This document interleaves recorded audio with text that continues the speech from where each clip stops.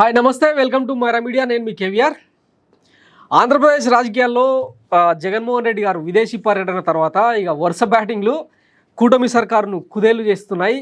ఆయన అంటే స్టాటిస్టికల్ డాటాతో డిజిట్స్తో చేస్తున్న ప్రజెంటేషన్ గుక్కదిప్పుకోలేకుండా చేస్తూ ఉన్నది. దీంతోపాటు కూటమి ప్రభుత్వంలో మొత్తం 25 మంది మంత్రులకు సంబంధించి బాబు గారు నిన్న కొన్ని ర్యాంకులు కూడా ఇచ్చారు. దాని గురించి కూడా మాట్లాడదాం. దీని గురించి డిస్కస్ చేసే దానికి మనతో పొలిటికల్ అనలిస్ట్ కేఎస్ ప్రసాద్ గారు ఉన్నారు. వారిని అడిగి మరిన్ని వివరాలు తెలుసుకునే ప్రయత్నం చేద్దాం. Good morning sir. నమస్తే అండి. జగన్ గారి నిన్న అంటే ఒక లాంగ్ ప్రెస్ మీట్, చంద్రబాబు గారు ఆర్థిక విధ్వంసమా లేకపోతే వైసీపీ ఆర్థిక విధ్వంసమా? ఎందుకంటే దావోస్లో కూడా వెళ్ళి పొలిటికల్ సైకో జగన్మోహన్ రెడ్డి చేసిన విధ్వంసం వల్లనే పెట్టుబడులు రావట్లేదు అని చెప్పి మాట్లాడారు. దానికి నిన్న పర్ఫెక్ట్ కౌంటర్ ఇచ్చినట్టుంది.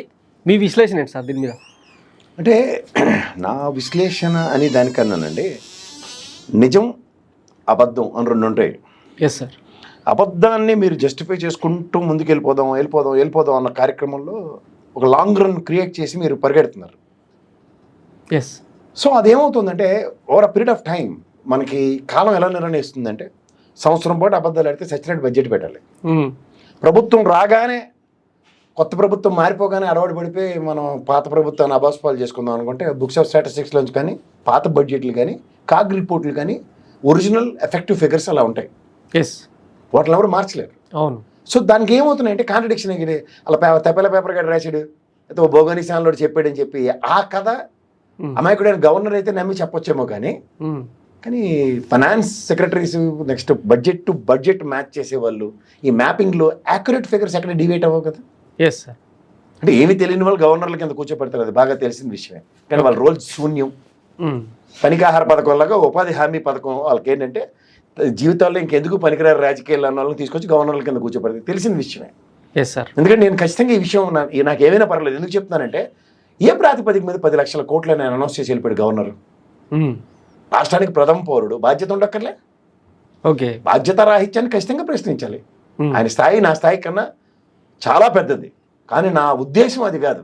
ఆయనకి ఏదో నేను తక్కువ చేద్దామని కాదు. కానీ ఒక రాష్ట్ర ప్రజలకి ఒక బడ్జెట్ సమావేశంలో ఆయన మాట్లాడుతున్న మాటలు అది ఎలా ఉండాలంటే, ఇప్పుడు మనకి రిపబ్లిక్ డేలోను గవర్నర్ గారు నిలబడి మాట్లాడుతూ ఉంటారు.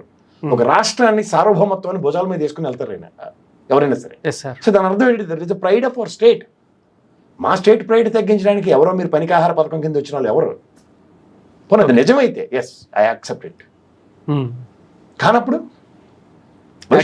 ఇప్పుడు ఉదాహరణకి ఒకసారి అమిత్ షా గారు ఆంధ్రప్రదేశ్ తెలంగాణకి ఒకసారి వచ్చి ఈ స్టాటిస్టికల్ ఫిగర్స్ బయాస్డ్గా ఏదో చెప్పేసి ఇదంతా రాష్ట్రం అపహాస్యం చేసింది, అబాస్పాలు చేసిందని వెళ్ళిపోయాడు ఢిల్లీ. అయినా అమిత్ షా గారు హోంమంత్రి స్థాయిలో. అవును. ఖచ్చితంగా కేసీఆర్ గారు సాయంత్రం ప్రెస్ మీట్ పెట్టి ఇది ఒరిజినల్ స్టాటిస్టిక్స్ చెప్పారు. అవును. 3 గంటల బ్యాటింగ్. అవును. 3 గంటల బ్యాటింగ్ ఇస్తే ఢిల్లీ నుంచి ఆయన విత్డ్రా చేసుకున్నాడు అవార్డ్స్. అవును.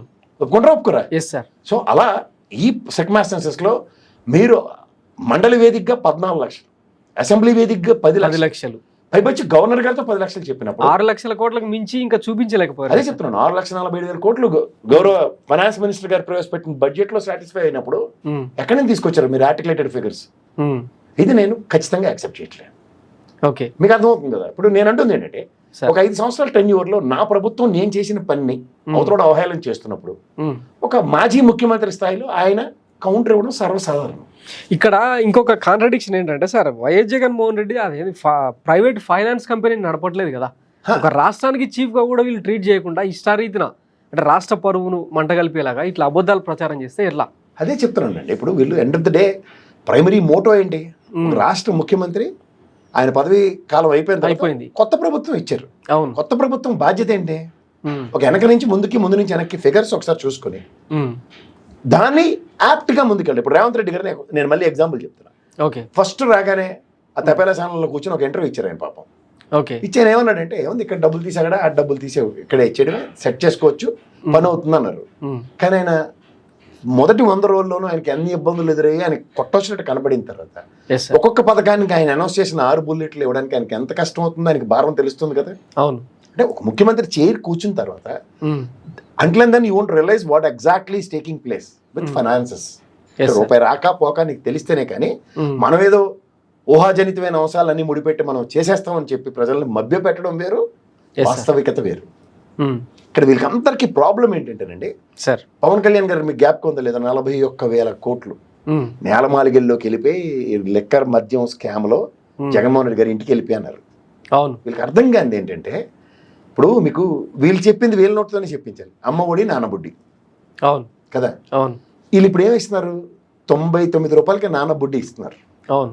కానీ ఇదే 150 రూపాయలు 200 రూపాయలు రాష్ట్ర ఖజానాకి వస్తే అమ్మ ఒడి ప్రభుత్వం ఇవ్వగలదు ఎక్స్చెక్కర్ నుంచి. ఇది కదా ప్రూవెన్ ట్రాక్. అవును. సో దాని అర్థం ఏంటంటే, సంపద సృష్టిస్తాం అని చెప్పిన మీరు విజనరీ కూడా అవసరం లేదు, విజన్ అవసరం లేదు. అదే చెప్తున్నాను, మీరు ఇంత విజనరీ ఇంత సూపర్బ్ అని చెప్పిన చంద్రబాబు నాయుడు గారు 40 years ఇండస్ట్రీ, ఒక ప్రభుత్వానికి ఒక ఆదాయ వనరుని టక్కని కాలు చేయని సరికేసి బంగారు బాతుగుడ్డు కదే. అవును. ఏదో ఇప్పుడు మీకు చూడండి, టక్కనాడు కమిషన్ బాగా ఇస్తాడో లేదంటే వేలం పాటలో ఇంత కన్సాలిడేటెడ్ అమౌంట్ ఎక్స్చెక్కర్కి వస్తుంది అన్నప్పుడు ప్రతిదాన్ని ఇంటర్లింక్ చేసుకుని చూసుకోవాల్సిన బాధ్యత మీ మీద ఉందా లేదా? సో అమ్మఒడి నాన్నబుడ్డి అని మీ స్లోగన్కి అమ్మఒడి లేచిపోయింది. అది పాయాలి ఆయనకి చెప్పడం అర్థం అన్నమాట. సో ఎక్స్చెక్కర్కి ఎప్పుడైతే రెవెన్యూ సోర్సెస్ని డెవలప్ చేసుకుంటూ లోపలికి తీసుకొచ్చే మార్గం వెసెస్ మేము సంపద సృష్టిస్తాం అన్న దగ్గర వీళ్ళు బొక్కబోర్ల పడి కనబడి ఉన్నారు. మీకు అర్థమవుతుందా? సో ఈ సెట్మాసెన్సెస్లో ఈ ఫైనాన్షియల్ ఇర్రెగ్యులారిటీ అన్నదాన్ని ఓ జగన్మోహన్ రెడ్డి మీద నెట్టే కార్యక్రమం తెరలేపుతున్నారు. చెప్తూ దావోస్ లాంటి దగ్గర మీరు ఇందాక ఏం చెప్పాడు ఆయన, ద పర్పస్ అండ్ మోటో. మళ్ళీ అదే చెప్తాను నేను ఇప్పుడు, నాకు కొన్ని స్టాండర్డ్ వర్డ్స్ రిపీటెడ్గా యూజ్ చేస్తూనే ఉంటాను. ఎందుకు చేస్తానంటే, మీరు అక్కడికి వెళ్ళిన మోటో ఏంటి, 10 ఇండస్ట్రీలు తీసుకురావాలి వీలైనన్ని పెట్టుబడులు కదా, ఎంఓయూలో ఏదో రూపంలో. కానీ మీకు వెనకాల నెరేషన్స్ ఒకసారి వెళ్తే ఏమవుతుంది, మీ నెరేటివ్స్ లో గత దావోస్ పర్యటనలో ఒక కోడిగుడ్డని, అవును, లేదా జగన్మోహన్ రెడ్డి ఇంగ్లీష్ మాట్లాడలేపాడనో కోర్టు సర్దుకున్నాడనో, ఈ పరికమాల చెత్త మీద మీరు ఎక్కువ ఎంఫసైజ్ చేశారు. అవును. బట్ వాస్తవికత ఏంటి, మీకు మన రాష్ట్రం నుంచి అప్పుడు సురేష్ ప్రభు గారికి ఇచ్చారు, ఈసారి పరిమళ నత్వాని గారికి ఇచ్చారు. ఆయన రాజ్యసభలో అడిగిన ప్రశ్న ఏంటి, ఎన్ని కంపెనీలు మనకి గ్రౌండ్ అయ్యాయి అన్నది. అవును. అంటే 9,876 కంపెనీలు రిజిస్టర్ ఆఫ్ కంపెనీస్ లో రిజిస్టర్ అయ్యి ఉన్నాయి. గుజరాత్ మహారాష్ట్ర తర్వాత అత్యధికంగా ఆంధ్రప్రదేశ్కి వచ్చింది కదా. అంటే ఈజ్ ఆఫ్ డూయింగ్ బిజినెస్ లో నెంబర్ 1 ఎందుకు వచ్చింది మనకి, 18% దేశవ్యాప్తంగా అయినప్పుడు 16.3 ఇండస్ట్రియలైజేషన్ వచ్చింది. ఇక్కడ మీకు 2 ప్రశ్న సమాధానాలు ఏంటంటే, ముందు ఇంకా స్టాటిస్టిక్స్ దగ్గరికి వెళ్ళలేదు, లోకేష్ గారు అనవసరంగా మాట్లాడిన విషయానికి నేను సమాధానం ఇస్తున్నాను. సో దావోస్ లో మీరు చెప్పింది ఏంటి, మిమ్మల్ని ప్రమోట్ చేసుకున్నారు కదా ముఖ్యమంత్రి, అది కాదు కదా అక్కడ వేదిక. తర్వాత నెక్స్ట్ మీరు మాట్లాడినవి ఏంటి, రెడ్ బుక్ రాజ్యాంగం ఇంకా కంటిన్యూ అవుతుంది. ఇన్సూరెన్స్ ఎవరికి ఇస్తున్నారు మీరు, ఇండస్ట్రియలిస్టులకి. మేము ఇంకా ఒక రక్తపాత చరిత్ర సృష్టించడానికి చేస్తున్న ఒక దాష్టికాన్ని ఇంకా ఇప్పటిదాకా అయింది చాలక ఇంకా కంటిన్యూ చేస్తామని వాళ్ళకి అక్కడ చేతామని ఇస్తే, మిమ్మల్ని చూసి భయపడినట్ట లేదా గత ప్రభుత్వంలో జగన్మోహన్ రెడ్డి గారిని చూసి భయపడినట్ట? అంటే మీ నిస్సహాయతని, మీకు అక్కడ ఏమీ తేలని ఒక అసమర్థతని ఇక్కడ కప్పిపుచ్చుకోవడానికి మళ్ళీ జగన్మోహన్ రెడ్డి మీద ఆపాదించుకొని మాట్లాడుతున్నారు. కాంట్రడిక్షనే కదా. సో సబ్సిక్వెంట్ డెవలప్మెంట్స్ లో ఇందాక చెప్పిన పరిమళ నత్వాని గారికి రాజ్యసభ వేదికగా ఇచ్చిన సమాధానం, గతంలో రఘురామకృష్ణరాజు గారు అడిగిన దానికి నిర్మలా సీతారామన్ గారు 4,42,442 కోట్లు మాత్రమే అప్పని చెప్పిన ఉదంతం, ఇవేవి కాగ్నిజెన్స్ లోకి తీసుకోరు. దీనికి సంబంధిత కాగ్ రిపోర్టులను కూడా పరిగణలోకి తీసుకోరు. కానీ వీళ్ళు చెప్పేది అబద్ధాలని 10 బోగోని తపేలాలు ఉన్నారు కాబట్టి, వాడైతే ఇంత పౌడర్ డబ్బా రాసుకుని వస్తాడు, ఇంత పౌడర్ వాడు గబగబ పులిహార కలిపేస్తాడు, ఆ పులిహారని మిగిలిన వాళ్ళందరూ తాలింపులు పెట్టుకుని తిరుగుతూనే ఉంటారు. సో ఇది జరుగుతున్నప్పుడు సో దీనికి ఎక్కడో దగ్గర ఒక బ్రేక్ ఈవెన్ కావాలి కదా. అంటే బడ్జెట్ పెడతారు మీరు, బడ్జెట్ ఫిగర్ని గవర్నర్తోనూ తప్పు చెప్పిస్తారు, మళ్ళీ మండలి హనుమల రామకృష్ణ గారు అదే మాట చెప్తారు. అవుట్కమ్ ఎక్కడో దగ్గర మళ్ళీ ప్రజలకి చెప్పవలసిన బాధ్యత ఉంటుంది కదా. అంటే చూడండి, ఎగ్జామ్స్ ముందు పిల్లలకి రివిజన్ చేయిస్తారు, అదే 10 జగన్మోహన్ రెడ్డి గారు మళ్ళీ ఎంత గడ్డేయడానికి వచ్చారు కదా. వచ్చినప్పుడు క్యాపిటల్ ఎక్స్పెండిచర్ గురించి ఆయన చెప్పారు. మీరు కేవీఆర్ గారు మీరు గమనించండి, మీరు చదువుకునే డిగ్రీ, నేను జర్నలిజం చదువుకుని ఏదో వచ్చాం కదా. మనం ఏం చెప్తాం ఎవరికైనా, అరే నీకు ఎన్ని మార్కులు వచ్చారా అంటాం కదా. సోషల్ ఎన్ని వచ్చాయి, ఇంగ్లీష్ ఎన్ని వచ్చాయి, సైన్స్ ఎన్ని వచ్చాయి అని వచ్చాడు. తర్వాత అడుగుతారు ఎవరో పెద్దవాళ్ళు ఇంట్లో తాతయ్యాలు అంటారు. జనరల్గా నాకు ఫస్ట్ క్లాస్ వచ్చింది సార్, 72% వచ్చింది, అది 80% వచ్చిందని చెప్పుకుని వెళ్తారు కదా. ఇక్కడ మీరు ఆద్యంతం గమనించగలిగితే 14 నుంచి 19 దాకా 6,520, 14,172, 15,114, 144, 13,491, 19,976 కోట్లు క్యాపిటల్ ఎక్స్పెండిచర్ చేస్తే 14 నుంచి 19లో యావరేజ్ 13,860.60. అదే 19 నుంచి 24 దాకా చూసుకోండి, ఇందులో మనకి 2-3 years కరోనా ఉంది. అవును, 2.5 years అయితే ఫిక్స్. మీరు క్యాపిటల్ ఎక్స్పెండిచర్ గమనించగలిగితే 19, 20 12,242, 20, 21 18,974.95, 21, 22 16,372.71, 22, 23 7,244.14, 23, 24 23,330.48. ఇందులో మీకు చిన్న లాజిక్ వినండి. ఇదే చంద్రబాబు నాయుడు గారు అయితే మేము 19,976 కోట్లు ఖర్చు పెట్టామండి అగ్రిగేట్న అని చెప్పేస్తారు. కానీ అగ్రిగేట్ 13,860. కానీ ఇక్కడ మీరు 23,330.48 చెప్పుకున్నా సరే, కానీ అది చెప్పకుండా 15,632 అమాయకంగా జగన్మోహన్ రెడ్డి చెప్పాడు. కానీ చాలా మంది అవహేళనగా కరోనాలో ఎలా అండి అంతంత ఖర్చు పెట్టారు? 18,000, 16,000, 2021, 22 కరోనే కదా. అవును. చిన్న లాజిక్ చెప్పనా దీనికి? సార్ మన హైదరాబాద్లో ఉన్నాం కదా. అవును. అర్థమయ్యే భాషలో చెప్పాలంటే ఉమ్మడి ఆంధ్రప్రదేశ్, ఉమ్మడి రాజధానిలో ఉన్నాం కదా. ఇప్పుడు విడిపోయిన తర్వాత కూడా ఓకే. కేవీఆర్ గారు మీరు పంజగుట్ట ఫ్లైఓవర్లో ఆ కేకే గారి సమాధులు, వాళ్ళ ఫ్యామిలీ సమాధుల పై నుంచి ఒక బ్రిడ్జి కట్టి చట్నీస్ హోటల్ దగ్గర, నాగార్జున సర్కిల్ దగ్గర, అది ఎప్పుడు జరిగింది సార్? కరోనా టైంలోనే పని జరిగింది. అవును. అర్థమైందా? అవును. అలాగే మీకు ఎల్బీ నగర్ ఇవన్నీ ఫ్లైఓవర్స్ ఉన్నాయి చూడండి, ఎక్కువ పని కరోనా టైంలోనే జరిగింది. ఓకే. ఒక రిలీఫ్ వచ్చింది చూడండి మనకి. Yes sir. ఒక కరోనా బఫర్ టైం ఒకటి వచ్చింది. అవును. అంటే 2022 సోషల్ గ్యాదరింగ్లు కాకుండా కొన్ని వెనక నుంచి గ్రౌండ్ వర్క్. అలాగే విజయవాడలో కూడా ఆ ఫ్లైఓవర్ పనులన్నీ అప్పుడే కొంచెం పేస్లో పనులు అయ్యాయి. ఓకే. సో అందువని మీకు కరోనా టైంలో కూడా అంత డ్రాస్టిక్ ఇన్ఫ్రాస్ట్రక్చర్, ఎందుకంటే సచివాలయాలు, ఆర్బీకే సెంటర్లు, ఓకే, నాడు నేడు స్కూల్ రివ్యాంప్, ఎప్పుడు పిల్లలు లేనప్పుడు ఇంకా ఈజీ కదా పని చేసుకోవడం. అవును. సో ఆ కార్యక్రమాలకు ఎప్పుడైతే తెరలేపాడో సో ఇన్ఫ్రాస్ట్రక్చర్ డెవలప్మెంట్ జరిగింది. ఓకే. అదే నథింగ్ బట్ క్యాపిటల్ ఎక్స్పెండిచరే కదా. అవును. 3 పోర్ట్లు కడుతున్నారు. అందులో ఒకటి 2 ప్రైవేట్ కానీ ఒకటి గవర్నమెంట్దే కదా. 10 ఫిష్ ల్యాండింగ్ సెంటర్లు. నిన్న నరేంద్ర మోడీ గారు కూడా మాట్లాడుతూ మత్స్య సంపద వల్ల ఎంత రెవెన్యూ జనరేట్ అవుతుంది, నా దగ్గర ఎక్స్పోర్ట్సే మీకు ప్రాతిపదికగా ఉన్నాయి కదా. 90,000 కోట్లు మీ ఆయనలో ఎక్స్పోర్ట్స్ అయితే 1,68,960 కోట్లు జగన్మోహన్ రెడ్డి గారు 19 నుంచి 24 మధ్యలో జరిగాయి. సో ఫిష్ ల్యాండింగ్ సెంటర్లు, ఫిషింగ్ హార్బర్లు, పోర్ట్లు, ఇవి ఇన్ఫ్రాస్ట్రక్చర్లో అనాలి కదా సార్. అవును. అలాగే నాడు నేడు సంపద సృష్టి కదా. అది సంపద సృష్టి కదా. సంపద సృష్టించడం కాదు, సంపద సృష్టించడానికి మార్గాలు చేయడం. అవును. అలాగే 17 మెడికల్ కాలేజీలు, 5 సక్సెస్ఫుల్ మెడికల్ కాలేజీలు అయ్యి అడ్మిషన్స్ అయ్యాయి కదా. అవును. ఈసారి మీరే కదా తిలోదకాలు ఇచ్చేశారు. అవును. అడ్మిషన్స్ వద్దు మాకని. అవును. దగ్గర 10,000 సీట్లు అనుకుంటా. అవును. ఎత్తిపోతల పథకం. అవును. ఏం చేయడానికి వచ్చారు? ఇక్కడ మీకు ఇంకొకటి చెప్పాలా సార్, ప్రజలకు బాగా అర్థం అవ్వాలంటే, పోలవరం ఉంది కేవీఆర్ గారు, 41.5 మీటర్లు. ఇప్పుడు వీళ్ళు కాంప్రమైజ్ అయిపోయి డబ్బులు పట్టుకుని వచ్చేస్తున్నారు. ఈ పని జగన్మోహన్ రెడ్డి ఎందుకు చేయలే? ఆర్ఆర్ ప్యాకేజ్తో కలిపి 54,000 కోట్లు పైచీలకు అంచనాలు ఇచ్చాడు. ఓకే. రివర్స్ టెండరింగ్లో 890 కోట్లు తగ్గించి కూడా. బట్ ఇదే ఈ ప్రభుత్వం 41.5కి కాంప్రమైజ్ అయిపోతుంది. 72% క్లెయిమ్ చేసుకున్నారు. ఎత్తు తగ్గితే రాష్ట్ర వరప్రదాయని, అదేదో మరి అలా సాలువాడు చెప్పినట్టు ఏం చెప్పిన, అది ఒక స్థిరీకరణకు ఆయకట్టు కట్టినట్టే కదా. అవును. మన ఆంధ్రప్రదేశ్ వరప్రధాని బ్రాడ్ ప్రాస్పెక్ట్లో బాక్రానంగల్ ఆనకట్ట అంత పెద్ద ప్రాధాన్యం సంతరించుకుంటుందని చెప్తున్నారు కదా. అవును. Yes sir. పైపచ్చి 72% మీరు క్లెయిమ్ చేసుకుంటారు. స్పిల్వే కన్స్ట్రక్షన్ కట్టక కదా, అంటే నదిని మళ్లించకుండా చేసిన దౌర్భాగ్యానికి కదా డయాఫ్రమ్ వాళ్ళు ఎత్తుకెళ్ళిపోయింది. అవును. ఇప్పుడు దాని రిపేర్లకి కదా మీకు ఇస్తున్నారు. అంటే రాష్ట్ర తరఫున రాష్ట్ర ప్రయోజనాలు పరిరక్షించేది ఏదైతే ఉందో పోలవరం దానికి జగన్మోహన్ రెడ్డి అడ్డుగా నిలబడి, మేమన్నా ప్రతిపాదనలకు ఆర్ఆర్ ప్యాకేజ్కి దాని సామర్థ్యానికి తగ్గట్టుగా ఎప్పుడైతే ఉంటుందో అన్న విషయంలో అతను కాంప్రమైజ్ అయితే రాష్ట్రానికి అన్యాయం చేసినట్టు. వీళ్ళైతే ఎత్తు తగ్గించినా కూడా విజనరీ ఇది. ఇదే మాట మీరు వైశాఖ రైల్వే జోన్కి వద్దాం. ఓకే. 5 ఏళ్ళు 10 ఏళ్ళ మొత్తం విభజన హామీలు ఇవ్వకుండా వీళ్ళు ఈసారి ఏదో తెచ్చినట్టు వాళ్ళు అప్పుడైతే జగన్మోహన్ రెడ్డి ల్యాండ్ ఇవ్వలేదట, ఈ పెట్టకథలు బాగా చెప్పేవారు కదా. ఓకే. బాగుంది కదా వినడానికి కూడా.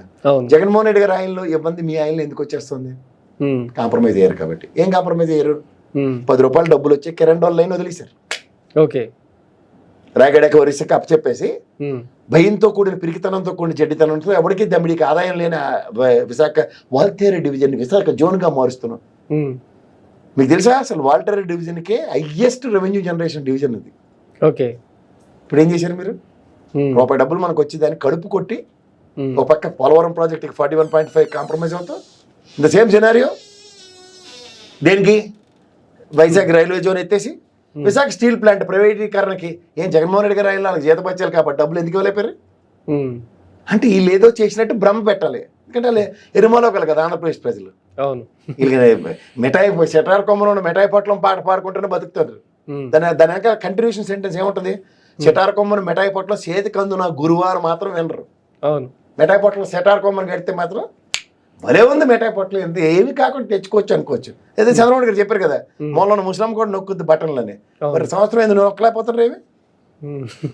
సో ఇట్లా క్యాపిటల్ ఎక్స్పెండిచర్ మాట్లాడితే, నెక్స్ట్ మీరు రాష్ట్రానికి ఒక అడ్డుకట్లో నిలబడిన జగన్మోహన్ రెడ్డి గురించి మాట్లాడినా, అరే వీడికి ఏదో ప్యాకేజ్ వచ్చిందిరా కింద తిట్లు చూడండి ఎలా ఉంటాయి మనకి. అవును, ఏ అంటే రాష్ట్ర ప్రయోజనాలు మనం ఆలోచించకూడదు. అది తపేల సాల నాడు చెప్పాడు కాబట్టి విజనరీ అంతే. వారసత్వ రాజకీయాలు వాళ్ళ అబ్బాయి అయిపోవాలి, నెక్స్ట్ వాళ్ళు చెప్పినట్టు మనం అపర కుబేరుడు పాలకూర పప్పు ఇవి కావాల్సింది. లాస్ట్కి మొదటిసారి వెళ్ళినప్పుడు పాలకూర పప్పు చింతకూర సచ్చడే అని తీసుకొచ్చి ఆ దరిద్రాన్ని మనకు పెట్టారు. ఈసారి అదే దరిద్రాన్ని వాస్తవ రూపంలో పోర్ట్రేట్ చేసి చూపించగలిగారు. ఎందుకు? మీకు ఎప్పుడైనా సరే గురువుని మించిన శిష్యుడు అనే కథ ఎప్పుడు ఉండదు సార్. ఎందుకు ఉంటుందంటే, ఇక్కడ రేవంత్ రెడ్డి గారు దావో చెల్లి వచ్చి ఎలాంటి బోర్డు లెటర్ చూసారు కదా, 1,79,800, అవును, 49,600 మందికి ఉపాధి. అసలు పబ్లిసిటీకి పరాకాష్టే వాళ్ళు. అవును, వాళ్ళు ఏడ్ చేసుకోలేదు. ఇక్కడ ఇంత అలవాడు ఉందంటేనే తపాసి బుద్ధులు అని అర్థం. ఇది చూడండి సార్, అసలైన మాయ. క్యాపిటల్ ఎక్స్పెండిచర్ సోషల్ సర్వీసెస్ మీరు చూసుకోగలిగితే 14 నుంచి 19 దాకా మీకు హైయెస్ట్ 2,866.11, అగ్రిగేట్ 2,437.43. మీరు ఇక్కడ జగన్మోహన్ రెడ్డిది ఏమో 447.78 22-23కి చూపిస్తారు. అవును, కానీ అగ్రిగేట్ చూసారా 5,224.83. అంటే టోటల్ ఎక్స్పెండిచర్లో 5,224.83 ఆ సోషల్ సర్వీసెస్ మీద అగ్రిగేట్ ఎక్స్పెండిచర్ చేసి కూడా విధ్వంసం జగన్మోహన్ రెడ్డి చేసేయడం మాత్రం అవాస్పాలు అవ్వాలి. ఎందుకు? బురద జలాలి. అరే నీకు ఎన్ని మార్కులు వచ్చారా అని అడిగి దగ్గర హైయెస్ట్ మార్కులు ఆయన చెప్పేసుకుంటాడు, నాకు 2,866 మనం ఏమీ కాకుండా చేసేవాళ్ళం. వీడికి మొత్తం మీద ఫస్ట్ క్లాస్ వచ్చినా సరే తక్కువ మార్కులు, ఏ హిందీలోనో తక్కువ వచ్చిన మార్కులు చెప్తాడు. బొటాబొట్ 35తో పాస్ అయ్యాడు. హిందీ పోయింటే అసలు మనిషే కాదు వీడు అని ఎలా తిడతారు ఇంట్లో, అదే చూపిస్తాడు 447.78. ఓకే, అంటే జీవితాంతం క్యాపిటల్ ఎక్స్పెండిచర్ చేసుకుంటావు, సర్వీస్ ఎక్స్పెండిచర్స్ చేసుకుంటావు, సంక్షేమం చేసేస్తావు. వీళ్ళు చెప్పి అబద్ధాల ఇరుమాలకానికి చెప్పడం రాక కదా ఈ బాధ అంతా. ఏంటని అరే బాబు లెక్కలేసి చెప్పాడు, నేనే 70-80 సంక్షేమం చేస్తున్నాను, మీరేం చెప్పారు రా బాబు 1,60,000 పైకి చిలుక అవుతుంది. ఎక్కడి నుంచి రెవెన్యూ రిసోర్సెస్ ఉన్నాయి మనకి? ఆ నెత్తి నోరు కొట్టుకుని ఆయన చెప్తే అలా సెటార్ కొమ్మను మిఠాయి పొట్టలో మనకు బాగుందని చెప్పారు. అని చెప్పి ఎంత పెద్ద డ్రాయింగ్ వాళ్ళకి అర్థం. ఈ 440 బొట్టబొట్టను పాస్ అయ్యాడు అంతే. కానీ 2,860 అన్న పెద్ద ఫిగర్ చెప్తే అగ్రిగేట్ ఎంత బాబు అంటే 2,800 సస్టైన్ ఏంటంటే 2,447.83. ఇవే లెక్కల్ని అసెంబ్లీలో చెప్తే ఎట్లా ఉండేది? ఇప్పుడు ఆయన నిన్న ప్రతిపక్ష హోదా గురించి కూడా కొన్ని అంటే గంభీర వ్యాఖ్యలు చేశారు. దీన్ని తేల్చేసి అక్కడికి వెళ్దాం మనం. నెక్స్ట్ స్లైడ్ బాబు. ఇప్పుడు చూడండి జిఎస్డిపి కంట్రిబ్యూషన్లు. ఇది ఎన్నిసార్లు చెప్పామో మనకు లెక్క జమాలే. 14 నుంచి 19 దాకా రాష్ట్ర వేడ కొట్టిన తర్వాత 4.47 అండి అగ్రిగేట్ హైయెస్ట్. అంటే 18-19కి 1,68,099.668 ఇండియన్ జీడిపి కంట్రిబ్యూషన్స్ చూసుకుంటే. ఓకే, సో ఓవరాల్గా మీరు చూసుకుంటే ఇక్కడ మీకు వచ్చేసరికల్లా 23-24కి 295, 35, 667, 4.81 స్టేట్ కంట్రిబ్యూషన్. 19-20 మీకు కరోనా కూడా చూడండి మీరు 2021 4.93, 21-22 కరోనా 4.8. ఎందుకు సస్టైన్ అని చెప్పండి? ఎందుకు సస్టైన్ ఇన్ఫ్రా అప్పటి నుంచి డెవలప్ చేయడం కాదు. ఈ జిఎస్డిపి కంట్రిబ్యూషన్ అంటే జిఎస్డిపి అంటే state contributions are important. Okay, ఇప్పుడు నేను బడ్జెట్ పెట్టాడు ఏం మొత్తుకుంది? ఒకప్పుడు రఘురామరాజన్ గారు, అమర్త్య సేన్ గారు లాంటి మహానుభావులు చెప్పేది కామన్ మ్యాన్ జేబులో డబ్బులు ఉన్నాయనుకోండి. అవును, ఇప్పుడు మీకు డబ్బులు ఉన్నాయనుకోండి చేతిలో, మీరేం చేస్తారు? ఇంటికి వెళ్తే బాబుకి 2 చాక్లెట్లు బిస్కెట్లు కొనుక్కుని వెళ్తారు. అలాగే పాత టై అయిపోయిందట, కొత్త టై కొనాలి, లేకపోతే షూ కొనాలి, ఏదో అనుకుని ఎక్స్పెండిచర్ని మార్కెట్లో రొటేట్ చేస్తుంటారు. అవును, తర్వాత మిగిలిన డబ్బులు ఏం చేస్తారు? సేవింగ్స్ ఉంటాయి. దానికే కదా 23 అనుకుంటా 24 ఎలక్షన్స్ ముందున స్టేట్ బ్యాంక్ ఆఫ్ ఇండియా 4,45,000 కోట్లు బ్యాంకుల్లో డిపాజిట్ల రూపంలో ఉన్నాయి ఆంధ్రప్రదేశ్ నుంచి డిక్లేర్ చేసింది. చూసుకోమండి books of statistics RBI release చేసిన డేటా అది. సో ఇక్కడ ఏమైంది మీకు కామన్ మ్యాన్ కి ఈ ఏదైతే నవరత్నాలు అందుతున్నాయో వాటి ఫైనాన్షియల్ ఎయిడ్. ఇప్పుడు మీరు చెప్పిన లెక్క మీకు చెప్పాలా? ఏమన్నా అమ్మ కూడా ఇస్తున్నారు, నాన్న బుడ్డే కదా, మరి మీరు ఎక్స్చక్కర్కే వస్తున్నాయి కదా డబ్బులు. అవును, ఇప్పుడు మీలాగా కూడా ప్రైవేట్ తప్పేలాగా వెళ్ళట్లేదు కదా, సిండికేట్లకి వెళ్ళట్లే కదా. అది సంపద సృష్టి సార్. అదేదో డైలాగ్ నాకు వద్దు సార్, సినిమా డైలాగ్, ఎలివేషన్ డైలాగులు వద్దు.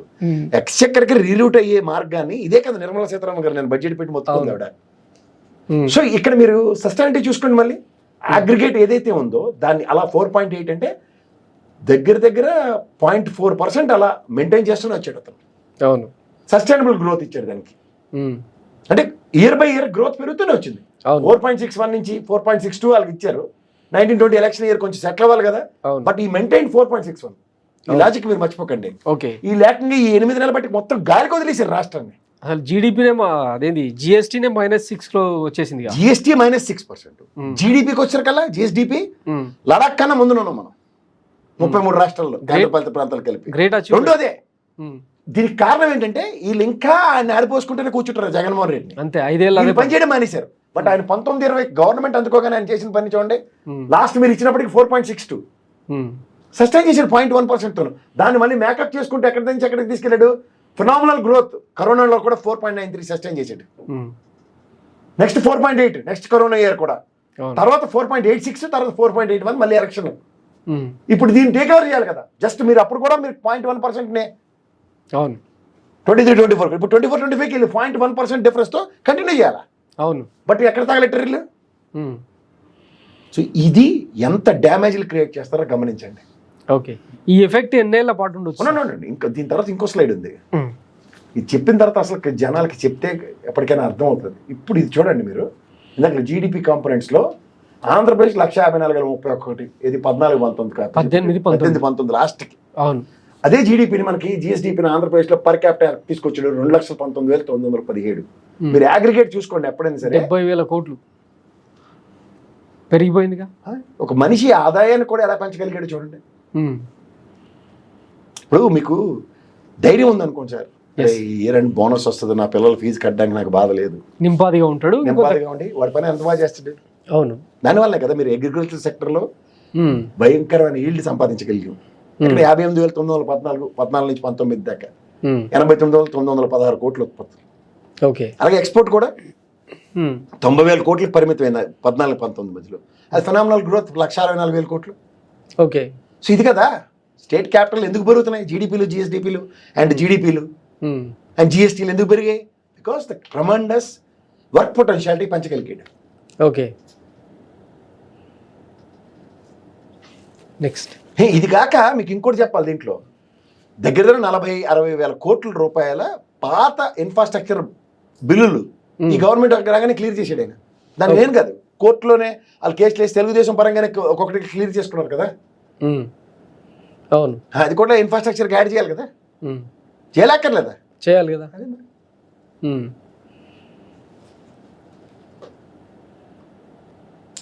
ఇది ఇండస్ట్రీ ర్యాంకింగ్ చూడండి. జీవీఏ స్టేట్ ర్యాంకింగ్లు చూసుకుంటే 11 అంటే 18 లాస్ట్కి వచ్చేసరికల్లా 11వ స్థానంలో ఉన్నాం మనం. అది మళ్ళీ 9వ స్థానానికి పెరిగిందంటే 15 స్టేట్స్లో టాప్ 15లో 9th ప్లేస్లో ఉన్నాం మనం. అవును, ఇందాక లేదు 1,88,600.90తో ఇది gross state value added industries. మరి అదే అక్కడికి వచ్చాక నేను మీరు ఇచ్చేది కాదు కదా, ఇది ఎవరిస్తారు? కాగ్ రిపోర్ట్లో చెప్తారు, మినిస్ట్రీ ఆఫ్ ఫ్యాక్టరీస్ రిలీజ్ చేస్తారు. అది చూడండి, RBI 3,19,869. Yes sir.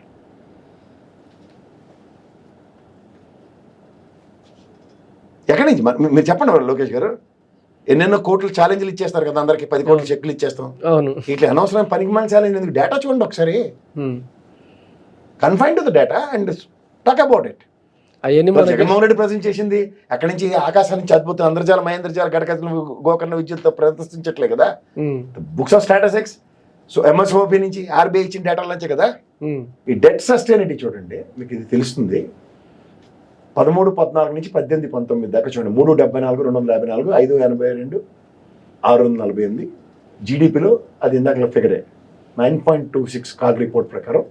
CAG report GDP 14ది 10.97. మీకు ఇక్కడి నుంచి 13-14ది డిఫరెన్స్ చూడండి మీరు 18-19కి. అది 7,529, 15,342. అగ్రిగేట్ మీకు కాగ్ రిపోర్ట్ ప్రకారం 13.46. ఇది 18-19కి.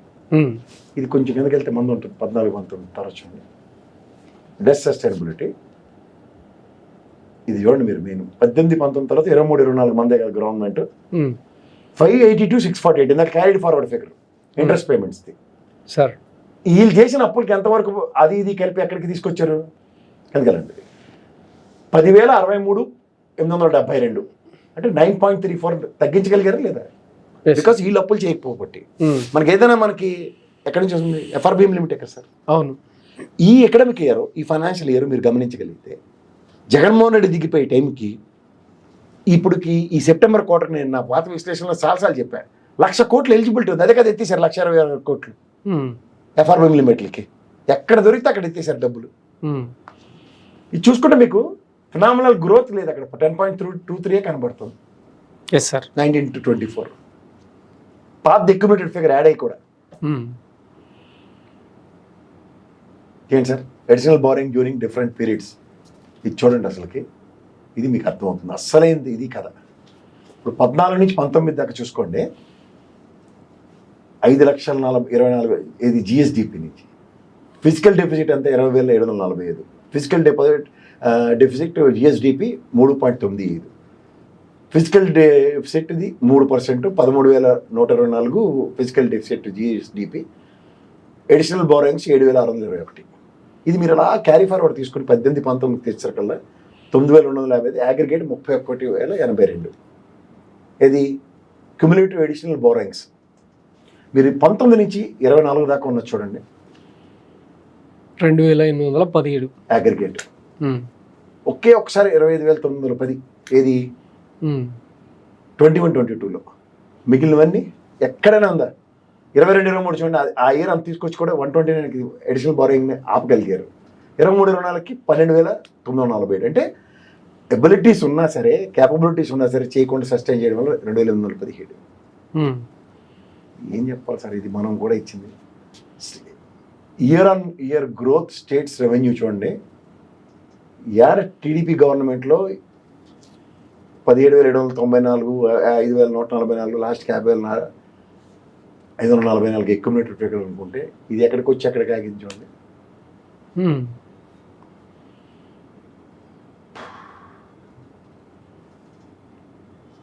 ఏంటి సార్ ఇవన్నీ చెప్పి ఎన్నిసార్లు చెప్పాలి? పోలవరం చూడండి మీకు అర్థమవుతుంది. Balance central grant for 12,150 compromise అయిపోయారు 41.15 మీటర్స్కి. అది ఆ టైంలో ఇదే కదా మనం మొత్తుకుంటుంది. ఓకే, ఈ పాట పని చేయలేడు 5 ఏళ్ళ పాటు. ఇప్పుడు మరి ఆర్థిక విధ్వంసం ఎవరు సృష్టించారు? తెలుసుకుంటే ప్రజలు ఎవడు విధ్వంసం చేసి చచ్చాడో తెలుస్తుంది. స్టేట్ బడ్జెట్లు చూడండి, ఆ ఫిగర్లు ఇక్కడ చూడండి మీకు తెలుస్తుంది. Right sir. ఈ లెక్కలన్నీ అంటే అసెంబ్లీలో చెప్తే అవి మినిట్స్ రూపంలోకి ఎక్కుతాయి. ఎవరు చెప్పాలి? అదే అందులో భాగంగానే ఈయనకేమో ప్రతిపక్ష నేత హోదా ఇవ్వరు. ఇప్పుడు వాళ్ళు చెప్పింది వాళ్ళే కాంట్రాడిక్ట్ చేసుకుని ఉంటే ఎవరు చెప్పాలా? బడ్జెట్ వాళ్ళే పెట్టారా? నేను పెట్టానా? మరి పవన్ కళ్యాణ్ గారు అంటారు కదా భయపడి రావట్లేదు అసెంబ్లీ. ఎవరికి భయం కాదు నాకు తెలియదు. మీరు అడ్వాన్స్ చెత్త పెట్టి నెక్స్ట్ డే ఇలా దోప పెట్టేస్తుంటే ఎవరికి భయం పడుతున్నట్టు వచ్చి ఇప్పుడు జగన్మోహన్ రెడ్డి చెప్పిన తప్పని చెప్పాలి కదా. ఏది ఇప్పుడు దాకా అలాంటి ప్రెస్ మీట్ ఏమైనా చూసాం మనం? ఇలాంటి ఫైనాన్షియల్ ఫిగర్స్ మీద 3 సార్లు బడ్జెట్, నాకు తెలిసి 2 సార్లు అనుకుంటాను ఆయన ప్రెస్ మీట్లు పెట్టాడు జగన్మోహన్ రెడ్డి. వాళ్ళ దగ్గర నుంచి కౌంటర్ ఏది? అధికార ప్రతినిధి స్థాయి దగ్గర నుంచి కానీ లేదంటే గౌరవ ఫైనాన్స్ మినిస్టర్ కానీ గౌరవ ముఖ్యమంత్రి గారు కానీ ఎవరైనా కాంటాక్ట్ చేశారా? మొత్తం డిబేట్లన్నీ పచ్చపత్రికల్లో పచ్చ ఛానల్లో మాత్రం వస్తుంటాయి. అంటే మీరు ఏ ప్రాతిపదిక మీద వీటిని మీరు ఎలా కన్సల్టేట్ చేయాలో నాకైతే అర్థం కావట్లే. ఓకే, నెక్స్ట్ సార్ రఘురామకృష్ణరాజు గారు మొన్న ఒక మాట మాట్లాడారు లోక్సభ డిప్యూటీ హోదాలో ఢిల్లీ నుంచి. ఆయన అంటే 60 రోజుల పాటు అసెంబ్లీకి ఒక వ్యాలిడ్ రీజన్ చెప్పకపోతే ఆబ్వియస్లీ ఆయన ఎమ్మెల్యే పదవి పోతుంది, బై ఎలక్షన్ కూడా వచ్చే అవకాశం ఉంది అని. అలా కాదు కానీ జగన్ గారు కూడా ఒక రాజ్యాంగంలో ఎక్కడ కూడా ఫస్ట్ అసెంబ్లీకి వెళ్తారండి, ఒక సంతకం పెట్టి కూర్చుని వెనక్కి వచ్చేస్తారు. అటెండెన్స్ అయినట్టే తెలుసా మీకు? అదే 14 నెలలు 60 రోజులు సభ నిర్వర్తిస్తే అందులో ఈ నెల లేకపోతే అప్పుడు చూద్దాం. ఈసారి ఏదో 3 నెలలు 2 నెలలు 1 నెలలో పెట్టేస్తారు అంటారు కదా. జగన్ గారు కూడా అన్నారు కదా ఏం చేసుకుంటారో చేసుకోండి. ఏం చేసుకుంటారు? మేము బాయ్కట్ చేసామని ఎక్కడ చెప్పలేదు కదా అని నేను స్టేట్మెంట్ అయింది. మీరు విన్నారో లేదు? అవును, నాకు తెలియక అడుగుతారు సార్. ఇప్పుడు బడ్జెట్ డిస్కషన్స్ లేదా బడ్జెట్ ప్రవేశపెడతారు. బడ్జెట్ ప్రవేశపెట్టే రోజు ఆయన వెళ్తాడు అనుకోండి, ఆ రోజు ఏంటి ఆర్గ్యుమెంట్లు ఉండవు కదా. ఓకే, బడ్జెట్ చదువుతూ ఉంటాడు కూర్చుని. ఒక 10 నిమిషాలు కూర్చొని ఎన్ని ఇంటికి వెళ్ళిపోతాడు. ఏముంది అవన్నీ తర్వాత విషయాలు, అది గౌరవ న్యాయస్థానం పరిధిలో ఉన్నాయి. ఆయన అడిగాడు. ఇప్పుడు ఎవరు లేనప్పుడు, ఏ మొక్క లేనప్పుడు ఆవద వృక్షమే మా వృక్షం అని మీరు చదివారు కదా. ఇప్పుడు మీరందరూ కూర్చున్నప్పుడు ఆయన మీరు ఎలాగో ఇల్ట్రీటరీ చేస్తున్నారు కాబట్టి ఒక అపోజిషన్ ఇచ్చి మాట్లాడండి.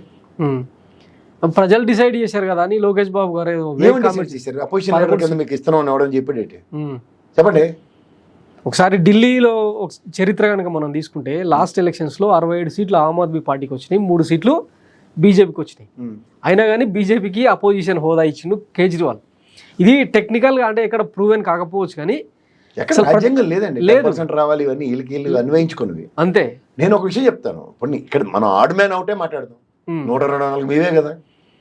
ప్రజాస్వామ్యాన్ని గౌరవిస్తామని చెప్పి పెద్ద పెద్ద లెక్చర్లు ఇస్తుంటారు సార్. 124 మీవే బాగా గెలిచారు, సూపర్. 11 అయినవి కాబట్టి అపోజిషన్ నిలబడతాడు, మాట్లాడతాడు, ఏముంది. అది ఇవ్వండి అంటున్నాడు కదా. ఏమో ఎందుకంటే క్యాబినెట్ హోదా ఇవ్వాలి కదా. అవును. ఇప్పుడు తాడేపల్లిలో ఇంటి ముందర అంటు పెట్టొచ్చు, తగలబెట్టొచ్చు, ఇట్లాంటివన్నీ చాలా చేయొచ్చు అనమాట. తగలబెట్టి దేనికి మాట్లాడుతున్నారు నాకు తెలియకడుతుంది సార్. బెంగళూరులో సెల్ ఎక్కువ ఉంటుంది కదా, నిజంగా లెక్కర పత్రాలు అనుకుందాం మళ్ళీ అనమాట. బెంగళూరు ఫ్లైట్ లో తీసుకెళ్ళి అడిగి ఇంట్లో మంట వేసుకుని కూర్చోవచ్చు కదా. ఎవడు అడ్డుకుంటాడు. తెంగరతనానికి కూడా ఒక అర్థం ఉండాలి సార్. ఇప్పుడు ఎక్స్చెక్కర్కి ఇచ్చిన రెవెన్యూ రికార్డ్స్ ఈయన ఎలా చేస్తాడు సార్ నాకు తెలియకడుగుతా. ఇప్పుడు లెక్కర్ ప్రైవేట్ సేల్సా పబ్లిక్ సేల్సా? Public sales. అంటే రేట్ ఎవరు ఫిక్స్ చేశారు? గవర్నమెంట్. అమ్మకాల్లో తేడాలు ఏమైనా ఉంటే ఎవరు పట్టుకోవాలా? అబ్కారీ వ్యవస్థ పట్టుకోవాలి. అవును. ఇప్పుడు మీరు దాంట్లో 18,000 ఉద్యోగాలు ఎత్తేసారు, మీకు తెలుసా అది? ఓకే, తెలుసా మీకు? అబ్కారీ దగ్గర నుంచి 18,000 ఉద్యోగాలు ఎత్తేసారు. సచివాలయాల నుంచి 40,000 మంది మాతృ సంస్థలకు తరలించేస్తారట. అవును. Right sir. నిన్న చంద్రబాబు గారు తన క్యాబినెట్లోని 24 మంది మంత్రులకు ర్యాంకులు ఇచ్చారు. అందులో పవన్ కళ్యాణ్ గారికి 10వ స్థానం, లోకేష్ గారికి కదా పక్కన ర్యాంక్ లేకపోతే ఈ మార్చి నెలలో ఫిబ్రవరి నెలలో నిద్ర పట్టదు. ఇందులో ఒక వండర్ ఏంటంటే పవన్ కళ్యాణ్ గారికి 10వ స్థానం, లోకేష్ బాబు గారికి ఏమో 8వ స్థానం, బాబు గారు తనకు తానే 6వ స్థానం ఇచ్చుకున్నారు. ఆర్థిక శాఖ మంత్రి పయ్యావుల కేశవ్ గారికి ఏమో 24వ స్థానం, హోమ్ మినిస్ట్రీ 20వ స్థానం, హోం మంత్రికి 20వ స్థానం. ఓకే. ఫస్ట్ ప్లేస్ ఎవరు వచ్చారు? First place NMD Farooq. ఆయన ఎవరు? లా అండ్ ఆర్డర్ కాదు, న్యాయశాఖ, జస్టిస్. ఏ న్యాయశాఖ? ఏటు న్యాయశాఖ కాదు. మళ్ళీ ఆయన ఎవరైనా ఆయనకి ఎలాగ వచ్చింది ఫస్ట్ ర్యాంక్? కదండి, ఆయన ఎవరైనా ఏడ్ చేసి అంటే వైసీపీ మీద విరుచుకుపడుతున్నందుకు రామరెడ్డి గారికి ఏంటి ఇచ్చారు సార్? దేవాదాయ శాఖ ఆయనకు 16వ స్థానం. ఆయనకు కూడా ఫస్ట్ ఇచ్చి వచ్చింది కదా. మన తొక్కిసలాట్లో దేవాదాయ శాఖ మంత్రిగా ఏడ్ చేసావు. తర్వాత వెళ్ళాను సార్, మొన్న ఇక్కడ ఆంజనేయ స్వామి గుడి పగలు కొట్టారు. దాంట్లో కూడా నేను మిస్ అయిపోయాను సార్. వీడియోలో చూస్తాను కానీ నాకు తెలియలేదు. ఇలాంటివన్నీ బాగా ప్రదర్శించినందుకు ఆయనకి ఫస్ట్ ర్యాంకుల్లో వాళ్ళిద్దరు కొట్టుకో. ఈ ఫరూక్ గారు ఎవరండి? ఆయన మినిస్ట్రీ ఇచ్చినట్టు కూడా తెలుస్తాడు నాకు. లా అండ్ జస్టిస్ నిజంగా ఆయనకి మినిస్ట్రీ ఇచ్చినట్టు కూడా. అండ్ మైనారిటీ నంజాల ఆయన పాపం. అండ్ మైనారిటీ ఆయన అంటే ఏం మాట్లాడలేదు కాబట్టి ఫస్ట్ ర్యాంకా? మౌనం అంగీకారం అంటే ఫస్ట్ ర్యాంక్. లోకేష్ గారికి ఎంత ఇచ్చారు సార్? 8th. ఏంటి దావోసెల్లు చేతులతో వచ్చినందుక? విద్యాశాఖని కార్పొరేట్ చేస్తున్నారు, భ్రష్టు పెట్టించినందుక. ఏడ్ చేశారు విద్యాశాఖలో. మళ్ళీ ట్యాబ్లు ఏమైనా ఇచ్చారా? లేకపోతే ఐబీ కరెక్ట్ ఇక్కడ ఏమైనా ఇద్దరా? ట్రోఫీలు ఏమైనా ఇచ్చారా? ఇక్కడ ఏమైనా కాన్స్పిరసీ ఉందా? ఏ పాపం చేసాడు పవన్ కళ్యాణ్ 10 ఇచ్చారు? జ్వరం పట్టిపోయి నిన్న రాలేదనా? అంటే ఏదైనా డౌన్ గ్రేడ్ చేసే ప్రయత్నం జరుగుతుంది అనుకోవచ్చా? ఇందులో డౌన్ గ్రేడ్. ఫరూక్ గారు ఆయన ఎవరో ఆయనకి తెలియనప్పుడు ఆయనకి ఫస్ట్ ర్యాంక్ ఇస్తేనే మీరు తెలుసుకోవాలి. అలా ఆయనకి ఎవరికి చూడండి, చిన్నపిల్లని చేసి గెలిచిన ఇప్పుడు ఆరోగ్య శాఖ మంత్రి ఉన్నాడు బీజేపీ పరంగా, సత్యకుమార్ యాదవ్. ఆయనకి ఏ ర్యాంక్ వచ్చింది సార్ అసలు చెప్పండి? ఆయన కూడా ఆయన ఎవరో తల్లితోడు ఆయనకి తెలియదు. 7th. ఏ ప్రాతిపదిక మీద? ఇటు ఆరోగ్యశ్రీ ఎత్తేసినందుక? ఆరోగ్యశ్రీ బిల్ క్లియర్ చేయనందుక? మెడికల్ సీట్లు వద్దన్నది. మెడికల్ సీట్లు వద్దు, మన రాష్ట్రం బస్ట్ పెట్టిపోయినా పర్లేదు, వీటికి ఆ ర్యాంకులు వస్తాయా? అసలు ఆలోచించుకోమండి సార్ గుండెలు మీద. ఇంకా అన్నింటికంటే శాఖ ఇంకా మనకి దాన్ని ఏమంటారు ఇక్కడ, బెంచ్ కూడా రాలేదు కదా, ఇంకెవలేదు. కొన్ని బెంచ్ కోసం అనర్గళమైన కృషి చేసి ఈ వచ్చిన 6 నెలలను బెంచ్ పెట్టారంటే ఆయన ఫరూక్ గారికి మాట్లాడే వాళ్ళందరినీ నోరు ఒక నిమిషం ఆగండి సార్. ఫరూక్ గారికి ఫస్ట్ ర్యాంక్ ఎందుకు వచ్చింది చెప్పండి? హైకోర్టు బెంచ్ అది ఎట్టేసినాడు అనుకోండి ఈ 6-7 నెలల్లో మాసాడు బ్రహ్మాండానికి పని చేసిండి అయినా, అందుకని ఫస్ట్ ర్యాంక్ ఇచ్చారంటే నొప్పుకుంటా సార్. చెప్పండి సార్. మెడికల్ సీట్లు ఆయన ఇవ్వలేదు, వద్దు నాకు రాష్ట్రానికి అక్కర్లేదు. మెడికల్ కాలేజీలు 17 అంటే 5 ఫంక్షనింగ్ లోనే మిగిలిన 12 భ్రష్టు పట్టించినందుకు ఆయనకి 6వ ర్యాంక్ ఏ ప్రాతిపదిక మీకు వస్తాయి? ఇది ప్రజలు గ్రహించగలగాలి కదా. ఒకట్లేండి, హోంమంత్రి గారు అయితే ఆవు వ్యాసంలో జగన్మోహన్ రెడ్డి గారి గురించి మాట్లాడుతున్నారు కాబట్టి ఆవిడకి ఆ స్థానం సముచితం. ఎందుకంటే వాళ్ళ పిఏ కూడా డబ్బులు ఎత్తే కార్యక్రమంలో దొరికారు కాబట్టి ఆ ర్యాంక్ ఓకే. ఇందులో పవన్ కళ్యాణ్ గారు పాపం ఎంత కాదన్నా క్షేత్రస్థాయిలో పర్యటనలు చాలా ఎక్కువ చేసిన వాళ్ళు అవుట్ ఆఫ్ అందరికి. బాగా 2000కి పైగా రోడ్లు వేస్తున్నాడు. అవన్నీ లెక్కల తర్వాత ముందు జనాల్లో కనబడుతున్నాడు 10వ ర్యాంక్ ఎలాగిస్తారండి? అవును, పైగా అన్ని శాఖల మీద కూడా మాట్లాడారు. 5వ కేసు వరకు ఏంటి వచ్చింది సార్? 24వ ర్యాంక్.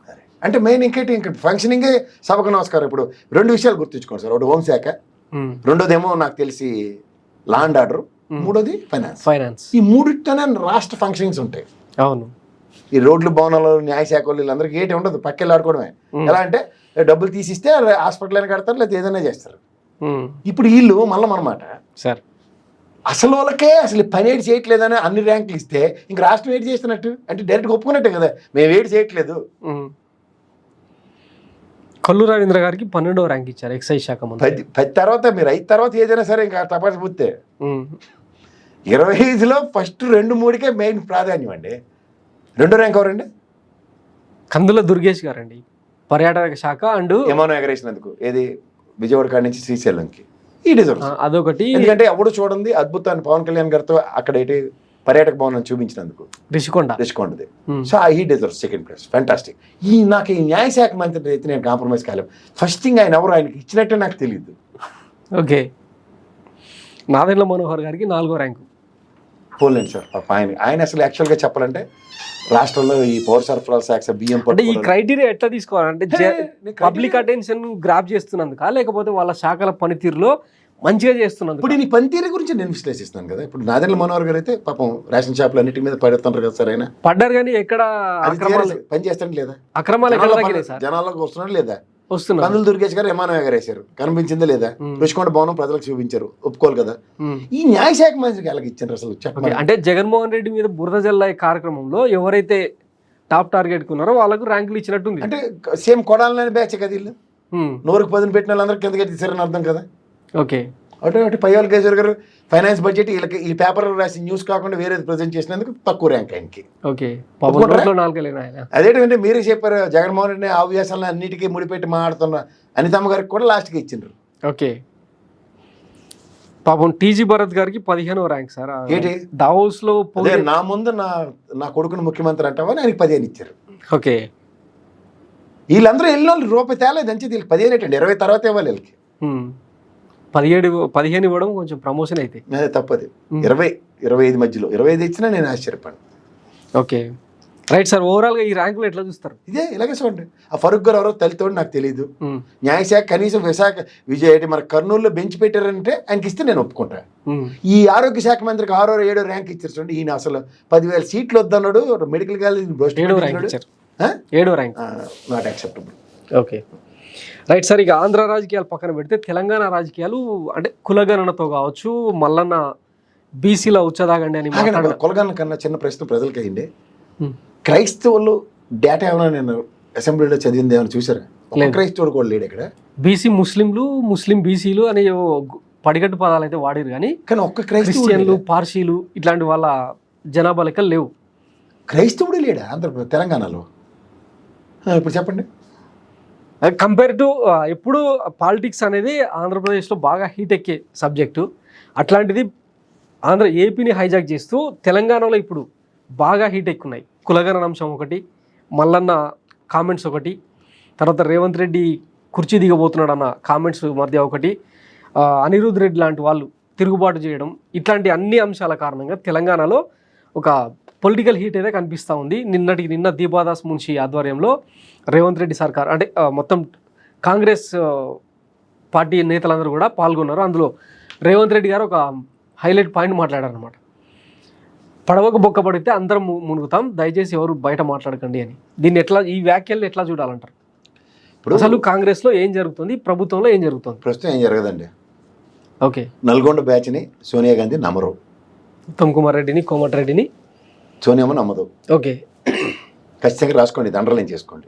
మిగిలిన ఎవరు 10 మందిని తెచ్చే సామర్థ్యం లేదు. మీకు అర్థమవుతుందా? ఇక్కడ హైపోథెటికల్ క్వశ్చన్ ఏంటంటేనండి, ఇందులో మీరు కీడించి వేయించండి ఫస్ట్. ఓకే, రేవంత్ రెడ్డి గారు అనే వ్యక్తి ముఖ్యమంత్రి అయిపోయారు, ఇప్పుడు హైయెస్ట్ పొజిషన్. అవును, నెక్స్ట్ అవ్వాల్సింది ఏంటి? అయితే కేంద్ర మంత్రి లేదా ఏదో గవర్నర్. ఓకే. లేదా ఉపరాష్ట్రపతి, రాష్ట్రపతి. ఇవే కదా నెక్స్ట్ పదవులు. Yes sir. ఇంతకైనా ఉన్నాయా? లేవు కదా. అవును. ఫస్ట్ ఆఫ్ ఆల్ ఆయన స్టేట్ టెరిటరీలో ఉన్నారు. ముఖ్యమంత్రి కాకపోతే what's the next option? Okay. Option explore చేసుకోవాలా వద్దా? శాశ్వత ముఖ్యమంత్రి. ఇప్పుడు కాంగ్రెస్లో ఒకసారి పదవీచ్యుతుడైతే వెనకాల ఎవరు లేనట్టే కదా లెక్క. అవును. ఫస్ట్ థింగ్ ఆయనకి ఇప్పుడైతే ఎవడేం చెప్పినా నేనైతే ఖచ్చితంగా చెప్పగలను డాంకా పలాస్గా. ఆయనకు వచ్చిన ఉపద్రవం ఏం లేదు ఇప్పుడు. ఓకే. మీకు అర్థమవుతుంది? కుర్చీ దిగే ఆప్షన్ లేదు. ఆప్షన్ లేదు, ఎందుకంటే మిగిలిన వాళ్ళు అంత తీసుమార్గాలు ఎవరు కనపట్లే. బట్టి విక్రమార్క గారు ఒక్కరు ఇప్పుడున్న టాల్ పర్సనాలిటీ నల్గొండ బ్యాచ్ని తీస్తే. ఓకే. బట్టి విక్రమార్క గారు ఈ వెనకాతల ముందున కన్నా ఆయన పార్టీకి వీర విశ్వసనీయత విధేయుడైన.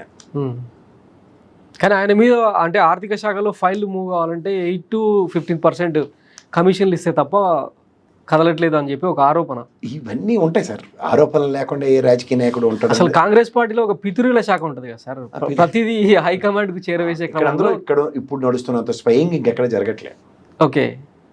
అందులో దీప్దాస్ మున్షి గారు చాలా హై అండ్ రిలేషన్స్ ఉన్నాయి సెంట్రల్ కాంగ్రెస్తో. ఓకే. ఆవిడ చాలా పర్ఫెక్ట్ ఈక్వేషన్స్తో మూవ్ చేస్తుంది ఇక్కడ ఉన్న కార్డ్స్ని. ఓకే.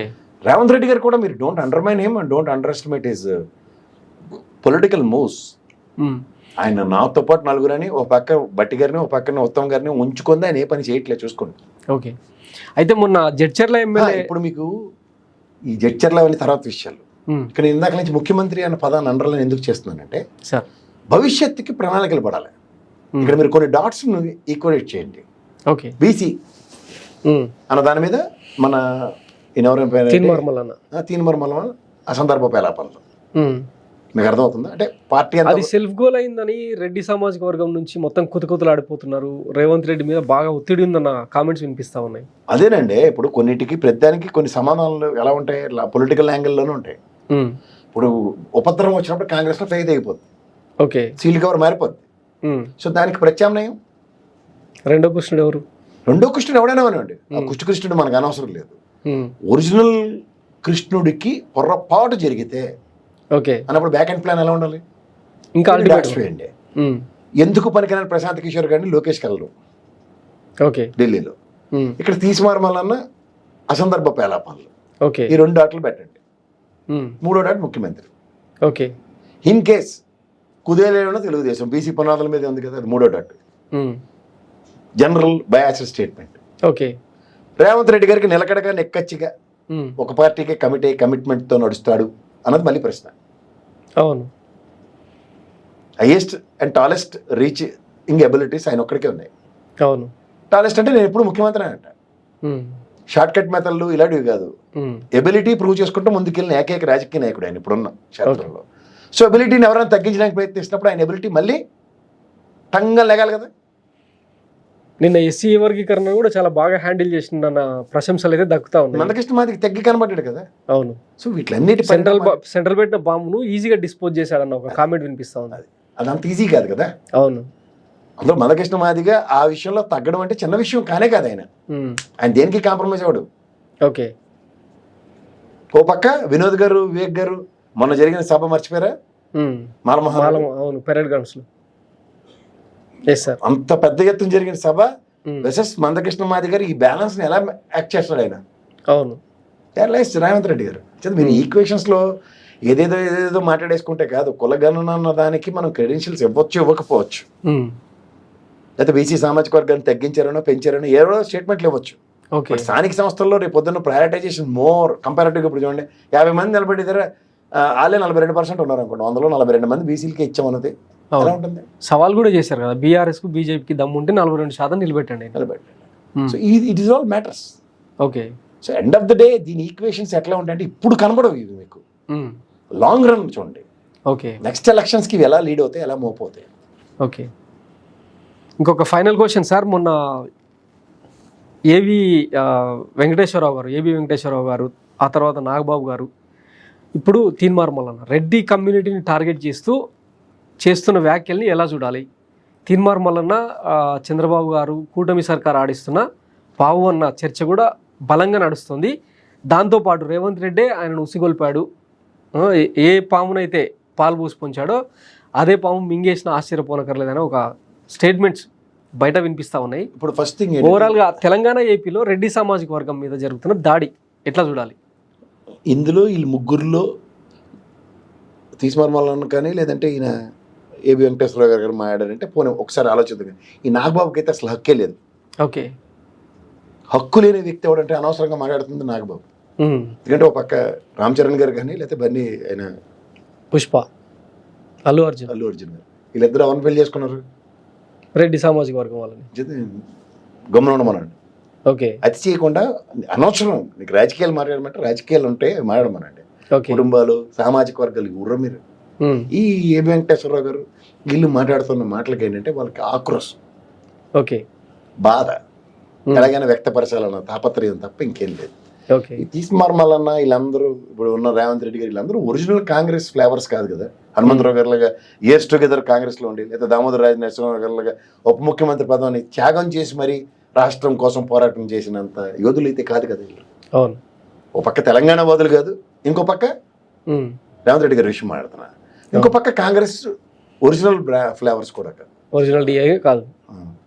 నా కంఠంలో ప్రాణం ఉంటగా నేను కాంగ్రెస్లో జాయిన్ అవ్వను అని రాసిన జైపాల్ రెడ్డి గారి వారసుడిన. ఓకే, ఆయన కేంద్ర మంత్రి అయ్యాడు, ఏమయ్యాడు అందరికీ తెలుసు. అంచేత ఇలాంటి వారసత్వాల రాజకీయాల్లో కాంగ్రెస్కి ఒరిజినల్ లేబులా కాదా అన్నది కూడా ప్రశ్నగానే ఉంటుంది. జీవితాంతం ప్రశ్నించుకుంటూనే ఉండాలి. అంచేత రెడ్డి సామాజిక వర్గం మీద దాడి అంటే ఇవాళ ఏ రెడ్డి సామాజిక వర్గం ఏకతాటి మీదకి వస్తేనే కానీ వాళ్ళ కాంగ్రెస్కి అధికారమే రాలేదు. అంటే don't undermine and don't underestimate the Reddy సామాజిక వర్గం. పైగా దొర సామ్రాజ్యాన్ని కూలదూసి అది అంటే క్యాస్ట్ వైజ్ గా మాడుతుంటే అలాంటి అట్రిబ్యూట్ అవుతుంటాయి. Okay, in sense I'm talking. Okay, Nalgonda, Warangal, దక్షిణ తెలంగాణ రెడ్లు ఏకీకృత సమాధానమే వాళ్ళ కాంగ్రెస్ అధికారం. ఓకే, అంటే ఎవడు పెడతాడు ఏది పెడితే అది వెనక ముందు ఒక సర్చ్ చూసి మాడితే శాసించే స్థాయి కాంగ్రెస్లో రెడ్డి కాంగ్రెస్కే ఉంది. ఓకే, సో ఆ రెడ్డి కాంగ్రెస్తోనే మళ్ళీ రెడ్డి నిలబడితేనే కానీ దిక్కుదేవాలని లేని కాంగ్రెస్. ఓకే, అనవసరంగా ఏది పడితే అది మాట్లాడేసి అయిపోయింది అనుకుంటే గాబరా పడితే అలాగే ఉంటుంది. ఓకే, ఇప్పుడు సుప్రీంకోర్టులో 10 మంది బీఆర్ఎస్ ఎమ్మెల్యేలకు సంబంధించి తీర్పు ఏదో రాదు, టైం వేస్ట్ అనవసరం. ఉప ఎన్నికలు వచ్చే అవకాశం. డీకే అరుణమ్మ పరిస్థితి మీకు తెలిసి ఎలక్షన్ రేపు ఎల్లుండి ఎలక్షన్ అనగానే ఆ రోజు ఎలక్షన్లు అయిపోయినాక వచ్చింది తీర్పు వచ్చింది కదా. అంచేత అది తెలిసి ఎలక్షన్ కమిషన్ ని ఈ విషయంలో అసలు పళ్ళు కోరికవడానికి అడిగినట్టు ఉంటే కనుక్కోండి, అప్పుడు మాట్లాడదాం. అంచేత టైం వేస్ట్ తప్పి ఏముండదు, దీని అవుట్కమ్ ఉండదు. ఆ స్పీకర్ రేట్ చేయండి సార్, మీరు రేట్ చేయలేరు. ఓకే, అట్లా హోల్డ్ స్టిమ్యులేట్ చేసి పెడతారు. స్పీకర్ని మీరు సుప్రీంకోర్టు చీఫ్ జస్టిస్ గారు కూడా ప్రశ్నించలేరు. ఆయన విచక్షణ అధికారం ఆయనకు ఉంటుంది కాబట్టి అంతే. ఓకే, సో అదైతే టైం వేస్ట్ ఇది. ఓకే, రూలింగ్ పార్టీకి ఉన్న ఒక బ్రహ్మాండమైన ఎడ్జ్. ఆ ఎడ్జ్ని వాళ్ళు ఎంత చక్కగా షార్ప్ చేస్తారంటే అంత చక్కగా షార్ప్ చేస్తారు. ఓకే, అంటే టైం వేస్ట్ ఇది. దాని మీద చర్చించి జనాల్లో జర్నలిస్టులు టైం వేస్ట్ చేసుకోకండి, ఇదే నా విన్నపం.